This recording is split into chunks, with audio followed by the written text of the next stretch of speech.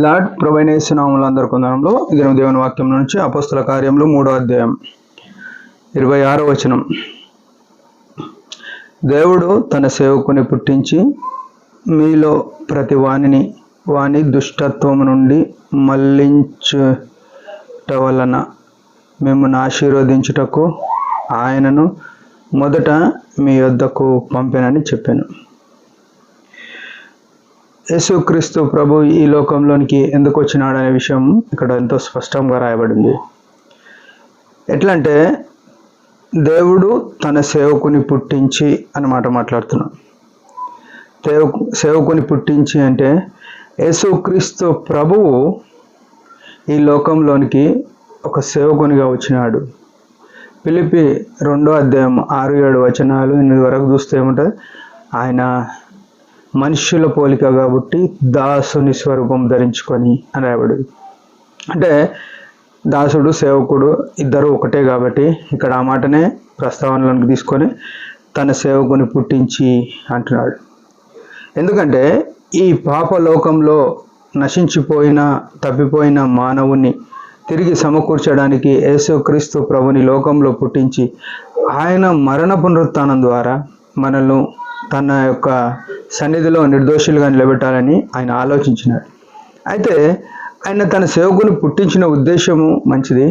అయితే మానవుడు ఎలాంటి స్థితిలో ఉన్నాడు? ఆయన యేసు ప్రభు ఈ లోకానికి పరిశుద్ధుడిగా వచ్చినాడు. అయితే మానవుడు ఎట్లా ఉన్నాడు అంటే ఇక్కడ స్పష్టంగా రాయబడింది, మీలో ప్రతి వాణిని అని రాయబడింది. ఈ భూమి మీద ఉన్న ప్రతి మనిషి కూడా ఎట్లున్నాడంట, దుష్టత్వములో వాని దుష్టత్వం, ప్రతి వాణిని వాని దుష్టత్వం నుండి. దుష్టత్వము అనే మాట ఇది ఎంత విచిత్రమైందో మనం ఒకసారి గమనిస్తే, దుష్టత్వం అనకు ముందు ఇంకా 2 విషయాలు ఏంటంటే దైవత్వము అనేది ఏం చేస్తుందంటే, నువ్వు ఏ స్థితిలో ఉన్నా ఆ దైవత్వం ఏం చేస్తుంది అంటే ఉపకారం చేసేది, మేలు చేసేది, బాగు చేసేది, కట్టేది, కడిగేది, నిలబెట్టేది దైవత్వం. అది మానవత్వం ఎట్లుంటుందంటే, నువ్వు మేలు చేయి నేను మేలు చేస్తా, నువ్వు నాకు సాయం చేయి నేను నీకు సాయం చేస్తా, నువ్వు నాకు ఉపకారం చేయి నేను నీకు ఉపకారం చేస్తా, నువ్వు నాకు నిలబెట్టు నేను నీకు నిలబెడతా, నువ్వు నన్ను కడితే నేను నీకు కడతా, ఇట్లా మాట్లాడుతుంది. దుష్టత్వం ఏం చేస్తుందంటే, నువ్వు మేలు చెయ్యి, ఉపకారం చెయ్యి, నువ్వు ఏమైనా చెయ్యి, నువ్వు కట్టినా నిలబెట్టినా, నువ్వు సాయపడ్డా, ఉపకారం చేసినా, ఏం చేసినా కీడే చేసేది దుష్టత్వం. ఈ లోకంలో మనుషులు ఎట్లున్నారంటే దుష్టత్వంలో ఉన్నారు. ప్రతి మనుషుడు కూడా దుష్టత్వం. ఎందుకంటే యేసుక్రీస్తు ప్రభు మేలు చేసిన ఆయన సమస్తమును మన కొరకు ఈ సృష్టించిన సృష్టి అంతా కూడా మానవులకు అందుబాటులో అనుకూలమైన రీతిలో పెట్టినప్పటికీ ఆ మనుషులందరూ కూడా ఆ దేవుని యొక్క చిత్తం ఎరగక, దేవుని యొక్క వాక్యానికి విధేయత చూపక, యేసుక్రీస్తు ప్రభు యొక్క మాట ప్రకారం బతకక ఎల్లప్పుడూ కూడా దుష్టత్వం అంటే ఆయనకు వ్యతిరేకంగా చేస్తున్న మనం అందరం కూడా దుష్టత్వంలో ఉన్నాం.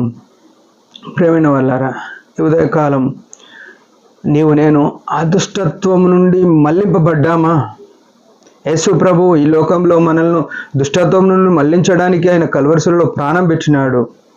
రక్షింపబడిన మనము, సంఘంలో ఉన్న మనము, పరిచర్యలో కొనసాగుతున్న మనము ఆ దుష్టత్వంలో నుండి మళ్లింపబడ్డామా? దుష్టత్వంలో ఉండి కూడా పరిచర్యలో కొనసాగుతున్నామా? ఉదయకాలం మన జీవితాలు మనం సరి చేసుకొని ఆయన మహిమ కొరకు ఆయన చిత్తంలో జీవిద్దాం. దేవుడి మాట దీవించిన ఒక చిన్న ప్రార్థన. పరమ తండ్రి యేసుక్రీస్తు ప్రభు ఘనమైన నామములో వందనాలు. ఉదయకాలం నీ మంచి స్వరము నా కొరకు, మా కొరకు నీ కార్యమును ఘనమైన రీతిలో మాకు వివరించినారు. అందుకై స్తోత్రం. విన్న వాక్యాన్ని నిర్గట్టి ఫలింపచేయమని, నీకు మహిమ కొరకు జీవించినట్లు కృపనీయమని యేసు నామములో ప్రార్థిస్తున్నాం తండ్రి. ఆమెన్. మీరందరి పరిచర్య గురించి భారంగా ప్రార్థన చేయండి. Praise the lord.